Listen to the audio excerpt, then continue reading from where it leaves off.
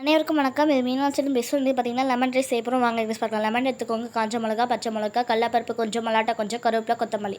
இப்போ வந்து லெமனை நல்லா புழிஞ்சு எடுத்து வச்சுக்கோங்க.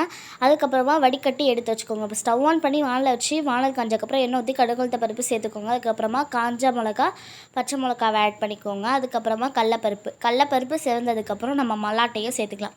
மல்லாட்டை சேர்த்ததுக்கப்புறம் நம்ம பார்த்திங்கன்னா மஞ்சள்தூள் ஆட் பண்ணிக்கிறோம். அதுக்கப்புறமா கருவேப்பிலை, கொத்தமல்லி சேர்த்து ஸ்டவ் ஆஃப் பண்ணிவிடுங்க.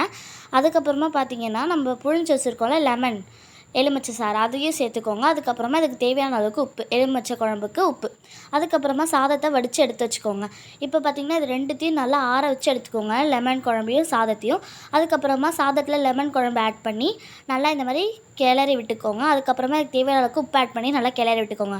உப்பு உங்கள் இஷ்டம் தாங்க, வேணும்னா போட்டுக்கோங்க, வேணும்னா விட்டுருங்க. சுவையான லெமன் ரைஸ் ரெடி ஆயிடுச்சு ஃப்ரெண்ட்ஸ். வாங்க சாப்பிடலாம். இந்த வீடியோ உங்களுக்கு பிடிச்சிருந்தா மீனாட்சி லைக் பண்ணுங்கள், கமெண்ட் பண்ணுங்கள், ஷேர் பண்ணுங்கள், மறக்காமல் சப்ஸ்கிரைப் பண்ணுங்கள். நன்றி.